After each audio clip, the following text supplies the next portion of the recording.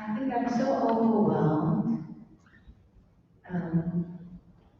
You're part of a very special, not a project, an journey. And it is so special because also it's our journey to open with this woman this days. Wonderful initiative which will talk more about gratitude and and why she initiated this. I'm actually very emotional because we're in this pandemic. And as I'm looking at you all here, COVID has taught us one thing: gratitude.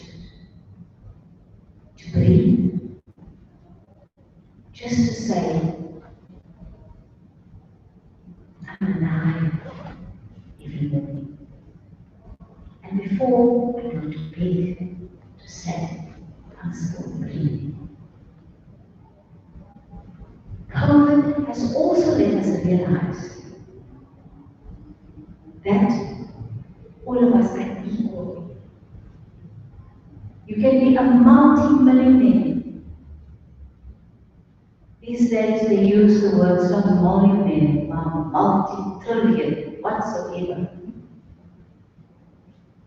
And you can be totally having nothing. If the virus is going to get you, the virus is going to get you. It has taught us that everybody's lives matters.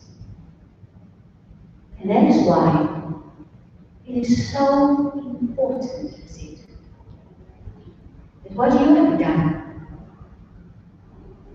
is to say to the world out there, as Africans, all of our lives matters.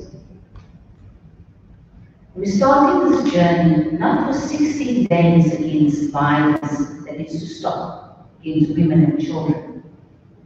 It should be every day. It should be enough.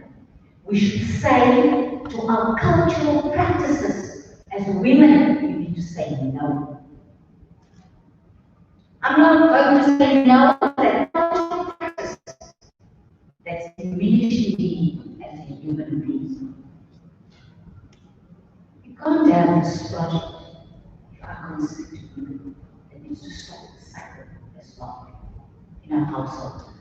It's not up to the government, because we need children. To the men that participated in this particular project, thank you very much.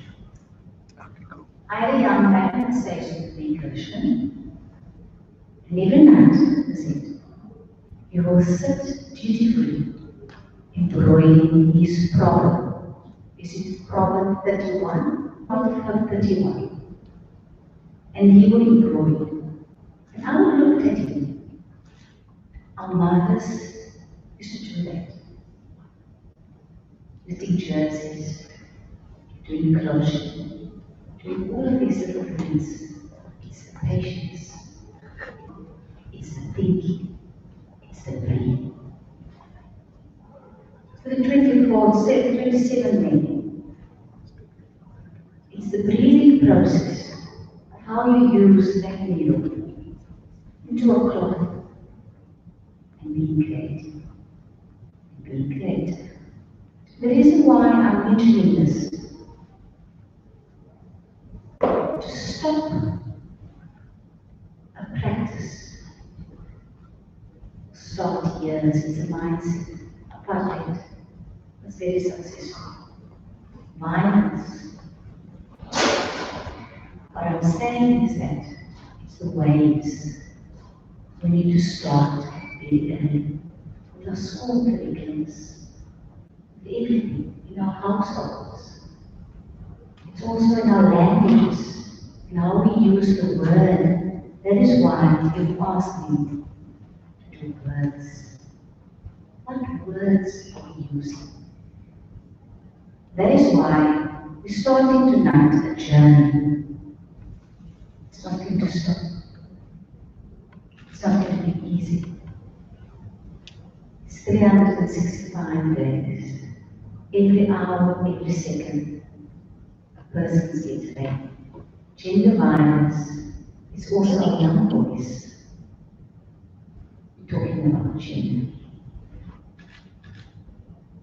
In this project, this piece is a symbol that we need to say enough is enough. Action starts now. Not just with the days and events, it's action of us being here. So I want to wish you welcome, because you are going to be part of this continuous journey of bringing us back to our humanity. I thank you.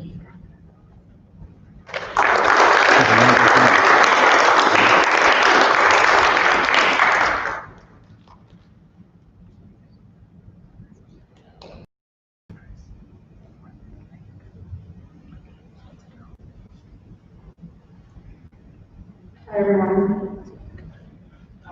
My name is Hannah. I guess you could call me the organizer behind the Dress of the Graceful Dead.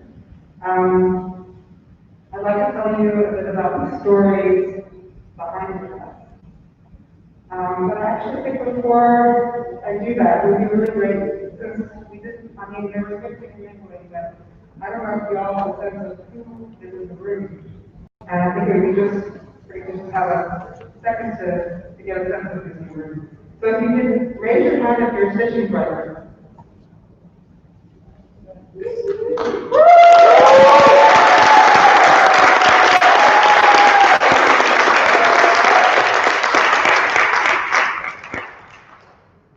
Can you raise your hand if you're a stitching sister from last year, a project that you did last year?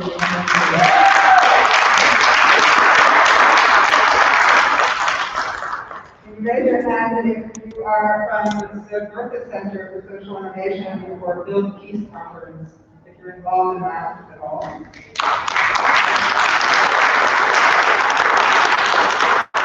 And how about Artscape, the Artscape community?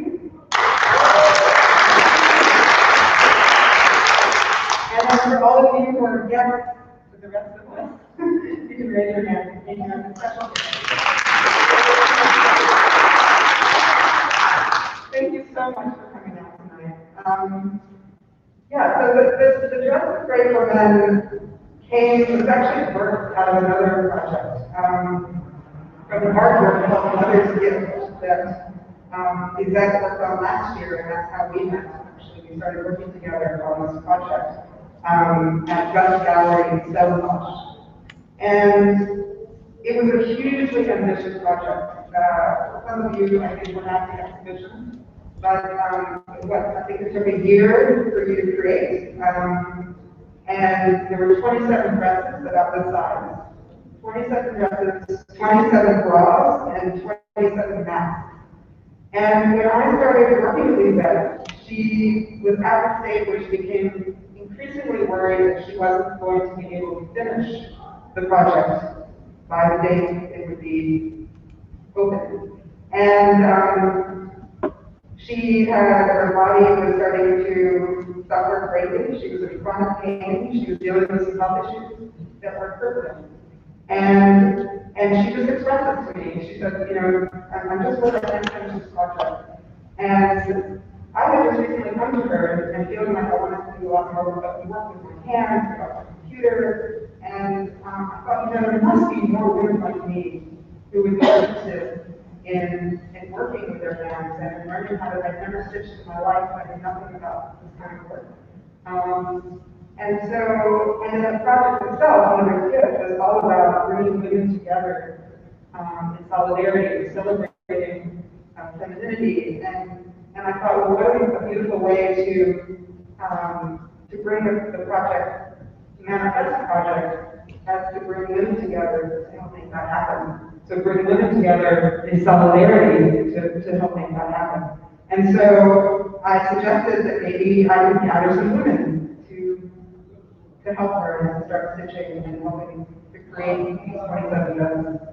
And her eyes lit up, and so we started on this journey, and I invited women, and then more women came, and more women came, and it was 14 stitching circles we did with almost 80 women across several months.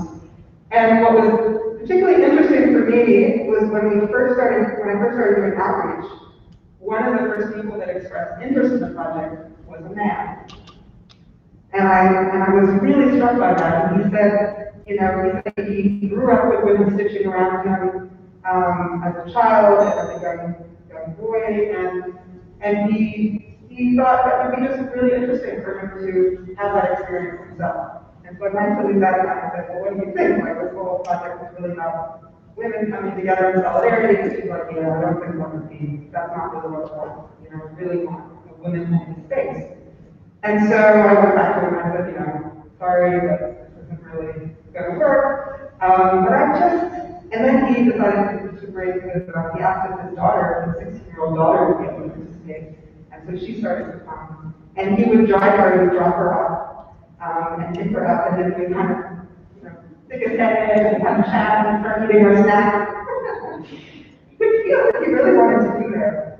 And so that idea of creating a project where men came together to stitch. We would spend like these stitching sessions for like 3 hours each, and we would stitch and talk and share our lives, and it was really beautiful spaces.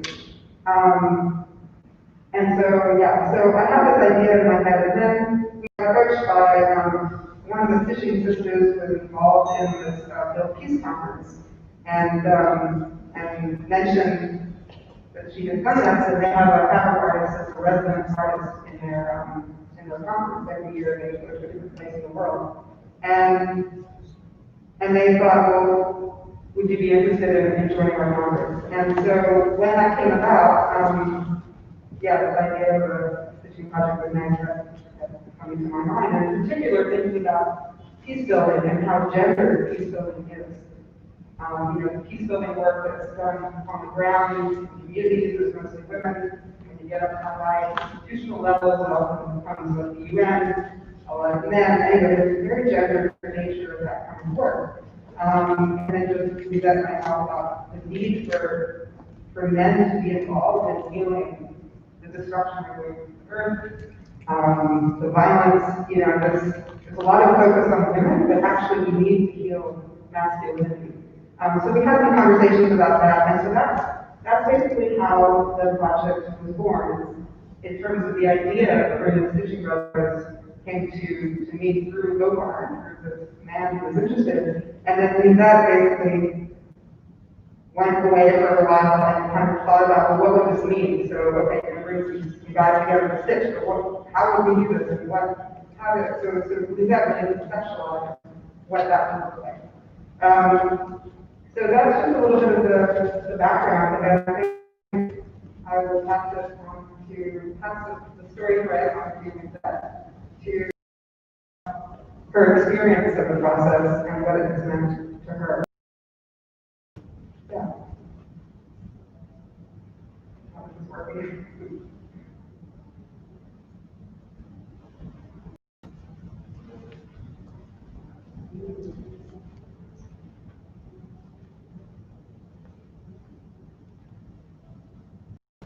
Hello everyone. Hello. 1,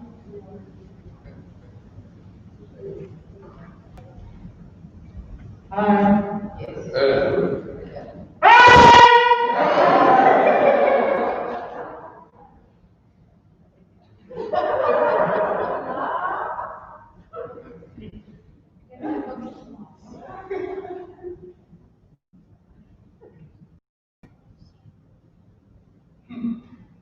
Hi everyone. My name is Lizette. I am born and raised in Vavanuna. And I came with this, I needed to breastfeed in the mother's milk. So now,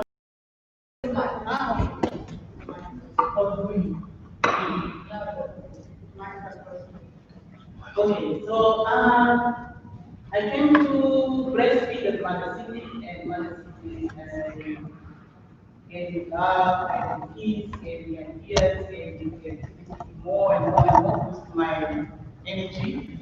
And yeah, so I'm going to talk about this dress. Otherwise, if I carry talking about religion, it becomes boring. So, as Tana poses, it came out from Oman, and then Tana, and me, Tana, Tana, me, until this dress it comes. So Tana, she's a connector, she's organizer, she's organizing and things happening. You know. So then I needed help in my life because I'm an artist. I relax, creative. I organize, but not that way, not as tarnishes the time. Anyway, so we needed each other. We feed from each other. So I breastfeed from her, she breastfeed from me, and we create something strong together. And she helped me to bring the men, the grateful men, all of you. Thank you very much for being grateful.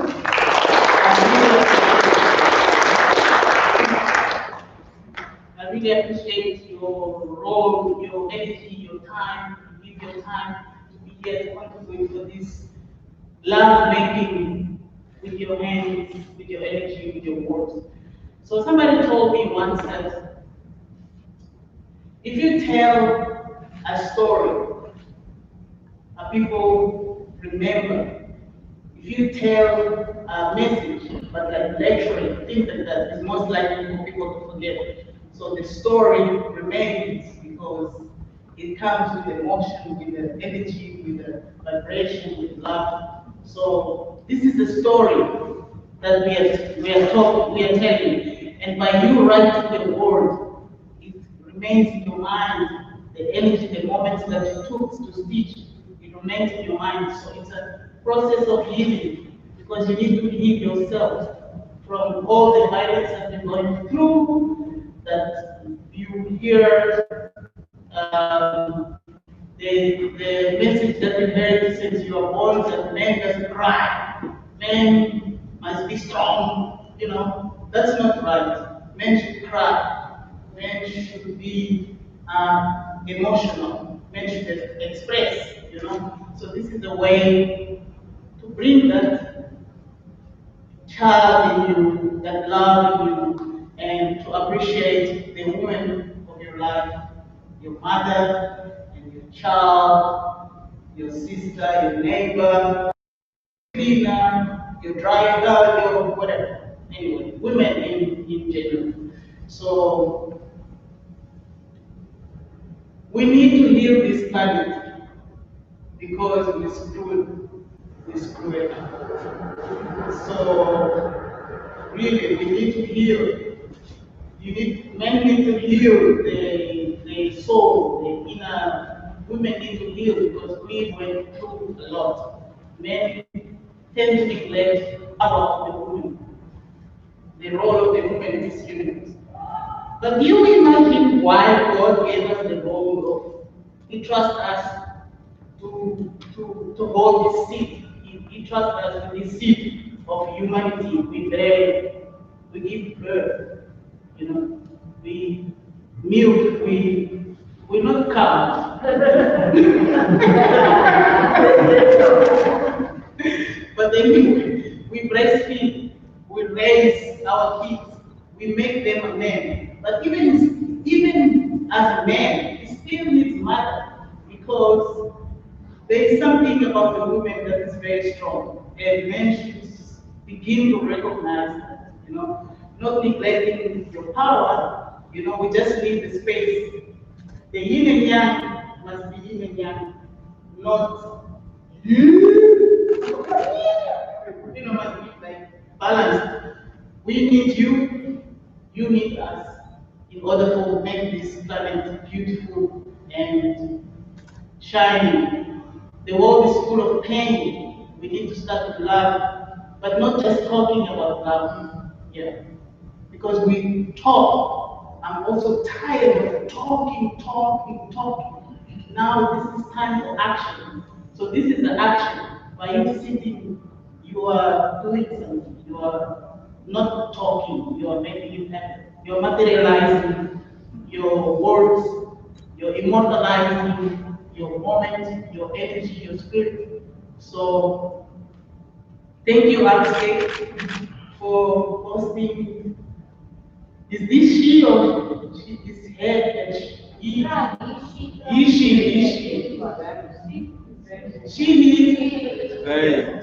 Thank you for hosting the she this place and anyway, thank you.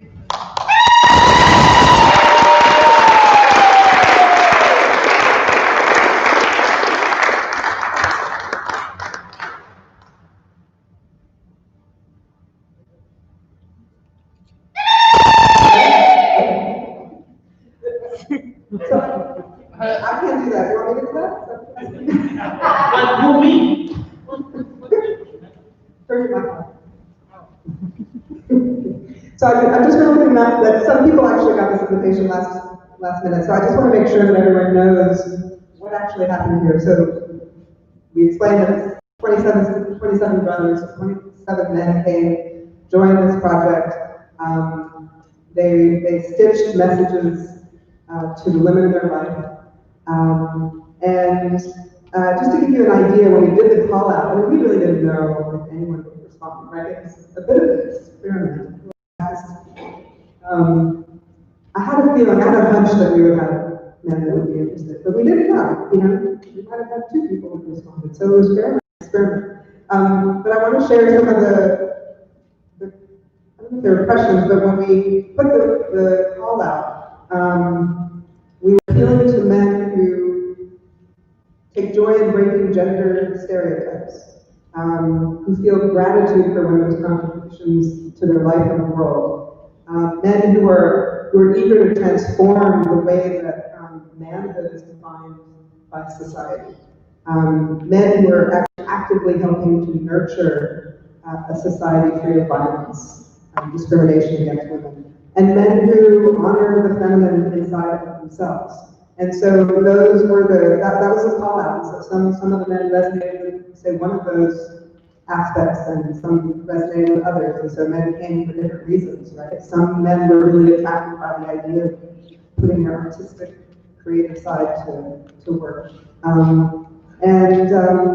Yeah, so what we'd like to do now is just open the floor up to all of you, to hear your reactions. What does this dress and the process spark in you in terms of reflections or questions? Maybe you have questions for the Stitching Brothers. Maybe some of the Stitching Brothers have reflections they'd like to share. So just to let you know, we've been doing this all on WhatsApp. So, the dream of having stitching circles with men didn't quite happen because we were in COVID, but we decided to just go ahead anyway and do the best we can. So we've had a very active and wonderful WhatsApp group for the past couple of months with all 27, well, not all 27, but most of the men. So we have another roaming mic? Okay. So we can also, so no pressure, we can also just sit in contemplative silence if that's what's called for. So really only speak if you feel good to, and share if you feel good to. Can I just ask, the just as a lead, or was you want to split the part? Okay, so at the end we'll do photos. So Marlene is asking if people can stay around at the end for photo op. For the Stitching Brothers, yeah, so if you can stay around. So any reflections, thank you, Marlene, any reflections, questions, reactions? You can just raise your hand and it will come to you.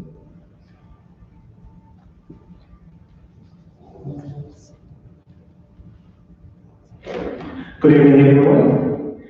My name is Vavanuna, originally from Port Elizabeth.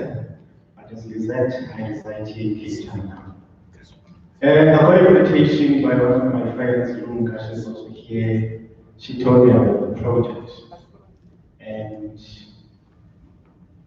my mom left when I was 8 years old.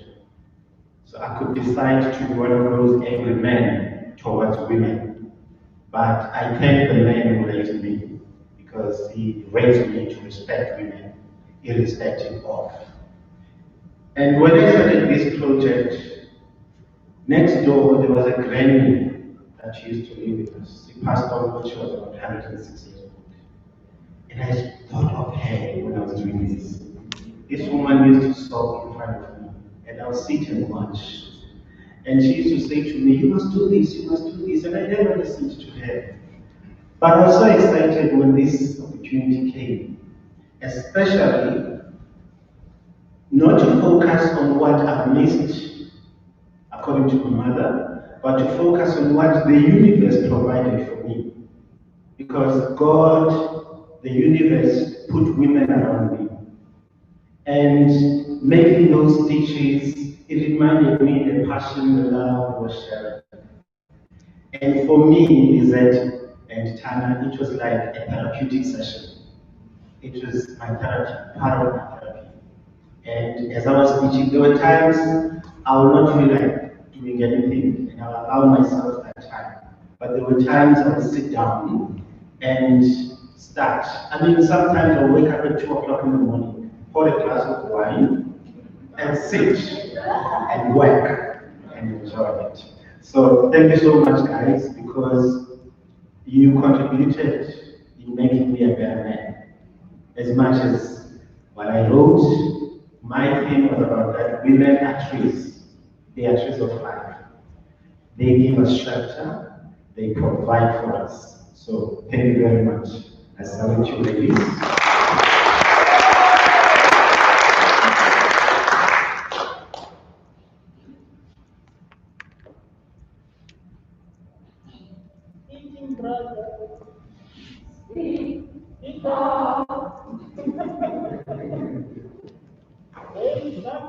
I want to know what is problem 31. Problem 31. Problem. They come Afrikaans, but it's on the translate. Come, good evening, everyone. Just take a breath. This was anyway, I would like to take this moment just to say thank you, Lizette and Tana. I actually got a WhatsApp message from my colleague Ian Harris. And say, "Hey man, don't you want to do something? Use that creative side of yourself." And I was like, "Well, I'm at home. There's a lot of juice flowing. I have to home, can do something about it." Then I get a hold of, literally Tana get a hold of me, I get this poem, shadow event, and I get a hold of Lizette, I managed to get the material. But for some reason I found it so small. The piece that I got. But as a man, whether we like it or not, there's always that pride. Then I thought, if I asked, yeah, just do it. But I thought, you know what, let me just use what I have and make the most of it. But my contribution was, I was one of the people that was raised by women, 3 women in particular. My late grandmother, my late mother, and my godmother was really highly skilled in sport. So this was called like remembering the past and raising the present and looking into the future with my beautiful wife here. And just to really honor women. There's been a lot of things that has been happening generally in the world, especially in Africa, where we talk about our culture, we talk about men being the head of the family. Some men talk about 50-50, whatever, but always we always say it takes 2 to tango. It takes 2 people to build and to destroy. There's never been I, there's always we. There's never been a self-made 1 and 2. There's always people behind you that made you, whether you're a millionaire, engineer or a creative person or you're a lawyer, whatever you are in the world, these people, you will never self-made. So I would like to say thank you, especially for the two of you for this moment, and I'm very grateful to see my peers there. I will actually say to my I know how to do this. It's like, no. My late mother used to call me to say, no, I miss you so much. Even if you can just come home so that I can stitch your socks and wash them. I'm not that good because I know how to do that. I know how to stitch my pants. I know how to wash, how to iron, how to cook, how to bake, how to clean. Actually, I'm just like an all-round, but then and then I just need to say to her, can you just cook tonight? She's like, can you cook? I'm like, Jesus, really? But yeah, but I would just like to say thank you. And yeah, it's just really.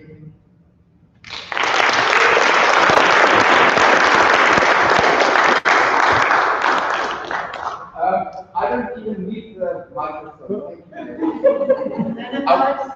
I want to stand here. We three men work together. Yes. We work for an Afrikaans organization called. Oh, so I must have the mic. Oh, I didn't want to touch the mic. Okay.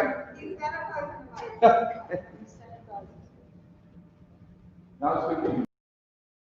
My English is extreme. Okay. We three men work together. We work for an Afrikaans organization called the Foundation for the Empowerment Through Afrikaans. We do massive projects, especially the Platteland educational. And it was very interesting. I got this from a queer activist group, this WhatsApp, and I thought, now what is going on here? And I read it, but also interesting. I'm a diabetic. I've got problems with my fingers, and the doctor said you must start knitting. It's covered. I tried hard. I've got my sister here who helped me to knit. I cannot get it right. The doctor said you must knit. So you see this little thing here on top that says Martha the yellow, because I love yellow. I started to do 20 brain. Most of you will know the French knitting where you have the spoon and the nails on top and you do that, and I can do it perfectly. You'll see it there. And I thought, no, what will I do with that? And I said, no, this is where I'm going to use my quality brain. But I went to my two personnel members here and I said, you are going to do it with me. The three of us men in the office, we are going to do it as one simultaneous project. They all agree. Then, I don't know why, Tanya and Lizette only chose Gershwin and gave him this big piece of luck that he is now working. This Proverbs and Christian is, Gershwin is a very big Christian and a churchman, and he did that Proverb 31:25. So the two of us were really like, no, we're not going to support him anymore because we too were not chosen. So why was he chosen? Is it because he's the youngest of the lot? So we thought, okay, let's leave it. And then Tana informed us that we can now have smaller lappies, only 18 by 18. So we literally asked school now that we can have smaller than him. But we decided, we made like big, we will still do small. And the two of us then also worked together to do this project. So what I really want to say here, it is not only the project for what it stands for. It was also very good for us three different men in one office working together to use this to bond. They will even see on the video where me and Ivan was sitting there talking to each other. So that was a very good project for a very male office to then have work on this thing. We all have mothers, we all have a sister, and Ivan doesn't want to talk. He did his for his sister because she had baby at that time, and his is written, you will be the best mom, because he cares about his sister. So that is my little story, and I want to thank you, Tanya, because we three men can say we have done something else than the normal what we do in Afrikaans and in the normal what we do educational. We will do something bigger, smarter, and also that has to do with culture. Thank you so much.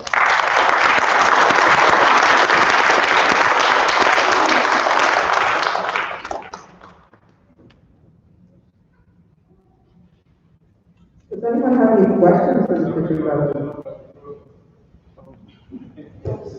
She is clothed in strength and dignity and laughs without fear.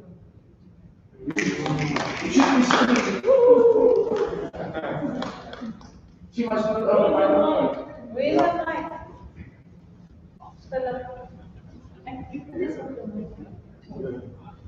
She is clothed in strength and dignity, and she laughs without fear of the future.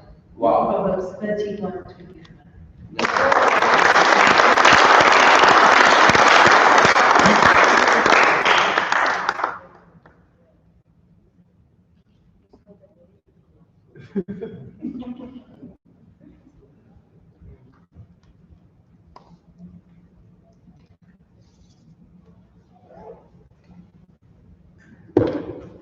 Hi everyone, I'm Stephen, I'm one of the stitching brothers. I don't know, I haven't got much, I'm not sure I've got much to share, but I wanted to share the story of joining the project. And so when I was really, the reason I was so attracted to the project for me was mainly the kind of the brotherhood part and the opportunity to join a space of other men that cared about these issues and were willing to do something about it. For me, that was, these spaces are quite rare to find. And maybe, I mean, it took two great women to create it. Maybe we men need to create these spaces for ourselves as well and be a bit more, what's the word, taking initiative to create these things ourselves. But so I take some responsibility for that. You know, so saying all these spaces don't exist, maybe we should create them. But I was so grateful to find one, and I thought, yeah, I've just got to do this. And but I actually, once I started, I found it extremely difficult. So I wanted to share the difficulty here as a kind of counterpoint to the joy. I found it very difficult to do, and I tried to sort of understand why it was so difficult. I think there were two reasons. The first was, which one should I go with first? I guess in a lot of I'm doing an MA in gender studies at the moment, and a lot of my work and thinking about genders is very much in a kind of post-gender world, where I'm trying to break down these gender binaries. There are just men and women, and that we sort of exist in these two silos. And so, and it's sort of a lot of academic pursuit of trying to break this down, widen the binary, being more inclusive of people that don't identify as men or as women.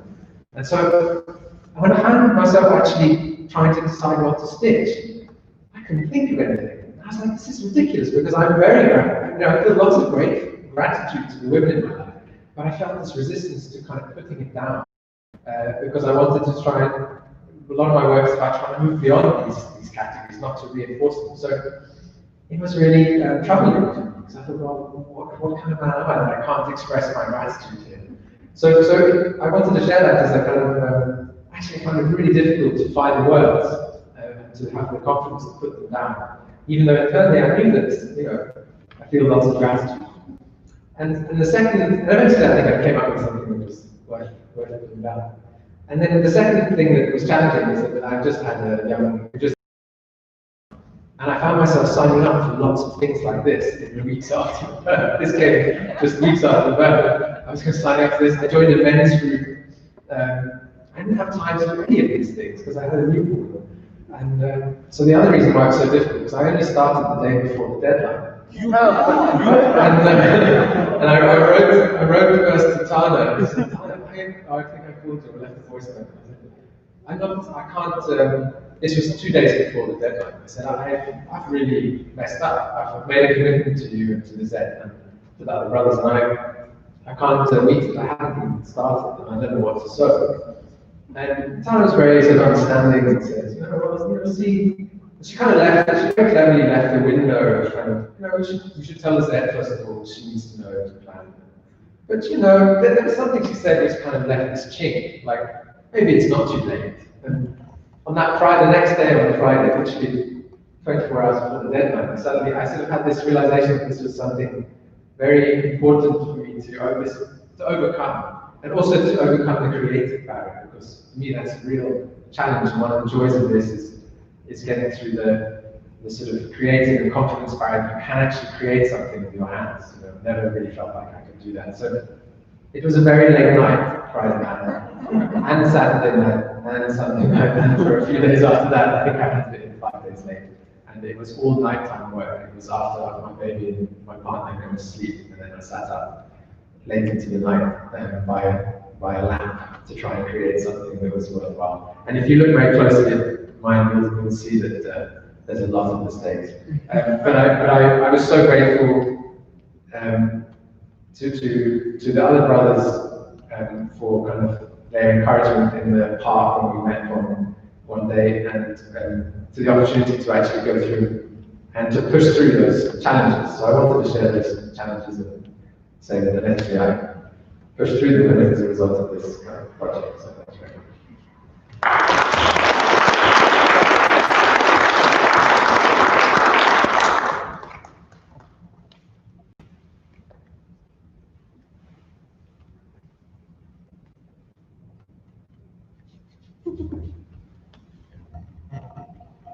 Good afternoon, everyone.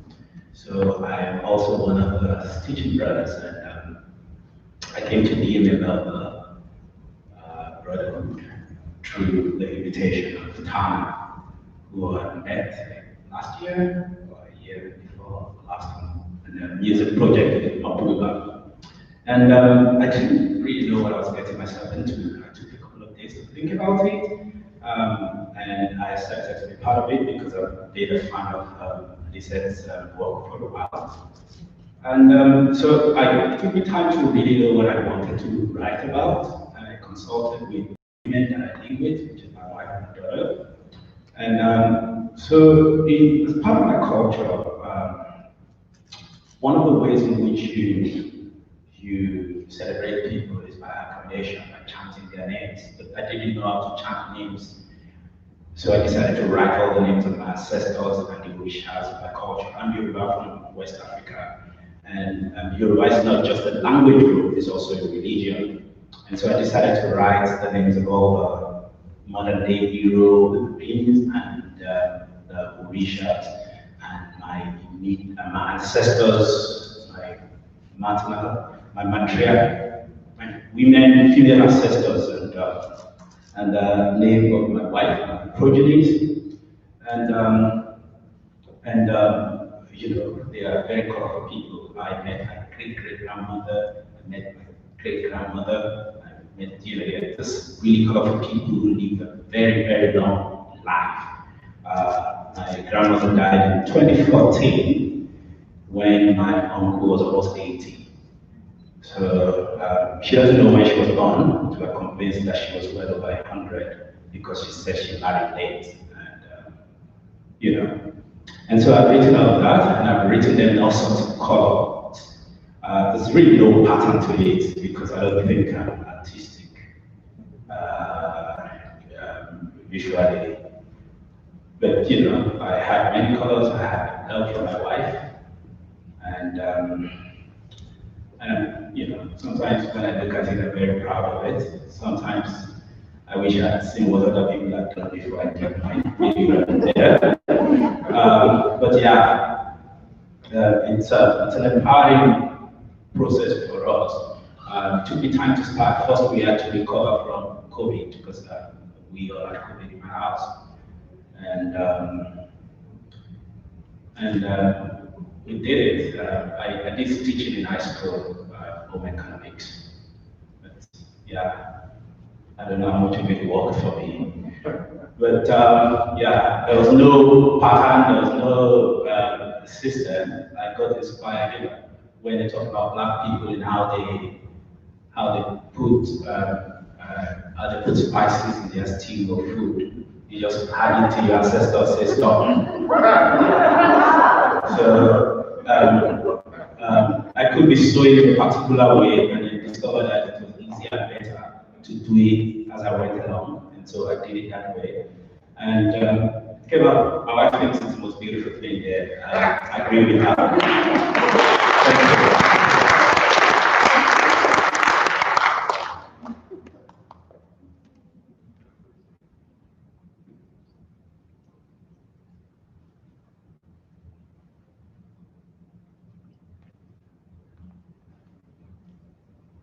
We have only a few minutes left, so if there's anyone who's not a teacher who wants to share.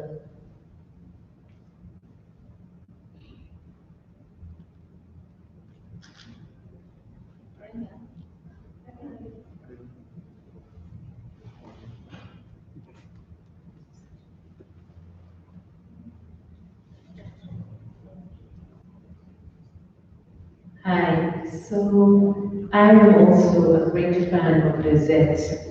I think she's just amazing, and I can't wait for her to be able to swing her leg right up. Yay! Because she's a woman of vision and strength. But Tana sent a WhatsApp, and I thought, yes, and then I couldn't come today because I was supposed to be facilitating something. And then my friend called and said, can you come tomorrow? And I said, yes. And then I WhatsApped Tana and I said, I know I can't come, but and no, before I did that, Tana sent me the video. There was a video of the Stitching Brothers, and I almost wept. I just thought, wow, how beautiful, how wonderful, because I hadn't been able to conceptualize the grateful men dress. What is that? I know Lizette makes dresses, but I didn't know. And then I saw the video and I thought, what a beautiful idea of just getting men together to sew thank yous to their mothers, their grandmothers, their lovers, their daughters. And so I just wished everybody well, and then about an hour later, Tana said, somebody can't come because they've got the flu. And I said, yes, sorry. I'm really sorry this person's got the flu, but I'm really glad that I can come. And for me, it's very powerful because I was part of the 27 dresses. I only went to one stitching circle, but it was just so beautiful. And this idea of making art, Lizette, with the hands and the love of people is a gift because you're creating community. And you're doing something more than just creating your arts. You're creating a community. You are taking everybody with you. And in our culture, Tana, I said to you today, when you are a friend of somebody and you stand by them, we say thank you to you for loving Lizette. And many of you might be confused about this reference of I came to the West, to Cape Town to suckle on the breast. But often, I know, I come from Uganda, but we say the same thing. When you go home, you're going to see your mother. Even if you're 50, people tease you and say you're going to breastfeed. There's this thing of the nurture that comes from a mother, which is so great. And so I just wanted to say that we see you and we see how you bring us together. And right now, art is the one gift that we have that brings us together again and again and again. May we not forget that. May we remember that we are stronger because we work together, and through community we become one. And Marlene also, you've created that here at Artscape as well. So it's not an accident that we're here in Artscape with you three women bringing us together, planting a seed that will reverberate across this craziness in 2020. So I just want to say thank you, that's all.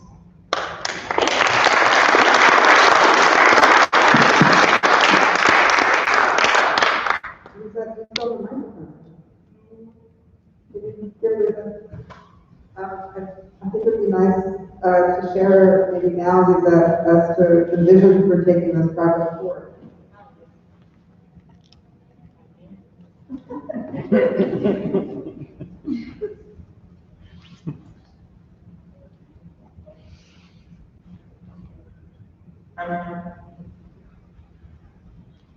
Okay.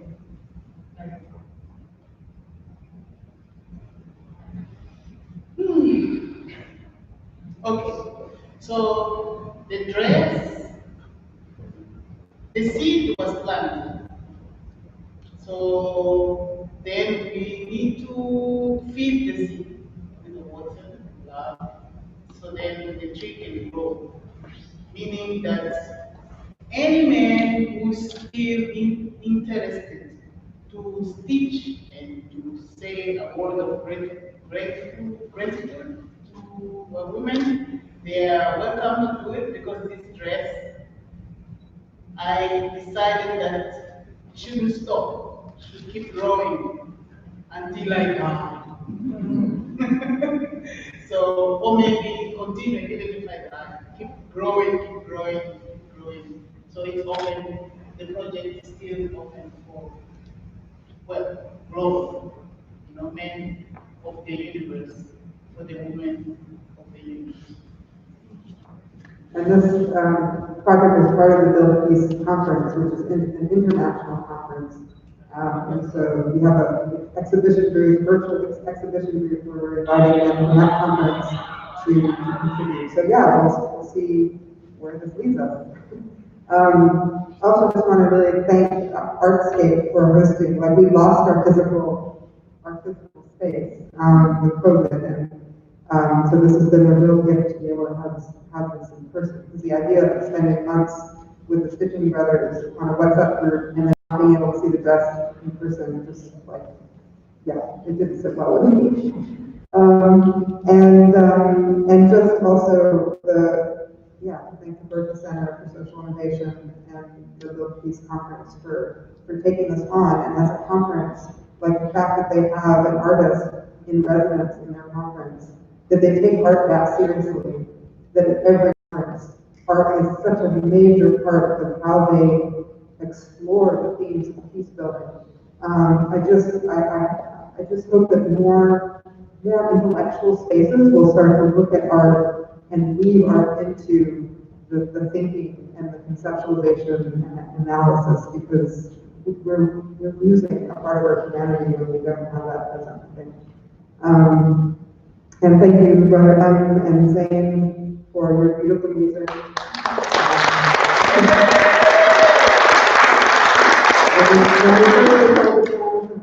The regulations, like, it was like everyone would sit and stare at the dress, and like, it has to be really boring. So can you please have some music? So it was really, really beautiful. Thank you. And yeah, just thanks all around. Thanks to the Stitching Brothers for moving out of your comfort zones and just experimenting with this project with us. It wouldn't have been anything without you. So thank you. I think you want to have a closing note. And thank you, Tana. I love you.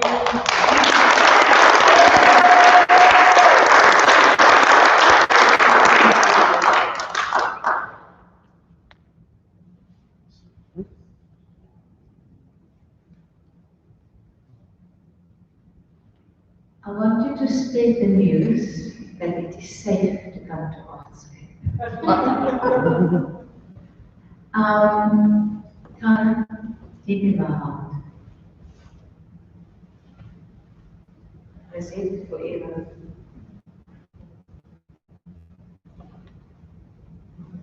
It's come. It's meant to be. And I want to end on by saying, you can take this wherever it comes back. Because every year we have the Humanity Festival, the Women's Zone, still a place also often. And it will be great if you start to spread the news, that you start to stitch, and that we start to fill all of these spaces. So when it's the month of August and we have that humanity walk, that we walk to the beautiful humanity Because I can't put it into gender. It is a piece of our soul because it touched us so deeply. We're not done. The journey has just started. Thank you.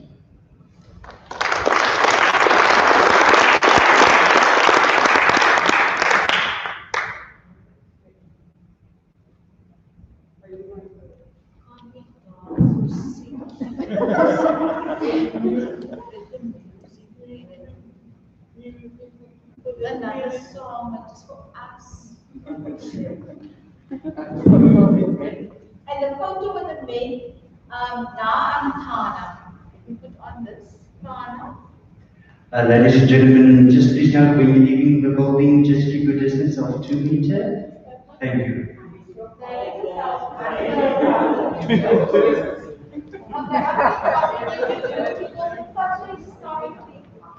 I'm Tana, your Lizette, if something can help us interested here, naturally, with your eye at the top of your movement started, one the seated section chair, or sit on the desk, or something that you would like to have a picture, or stand around, but it will be a beautiful picture for the artist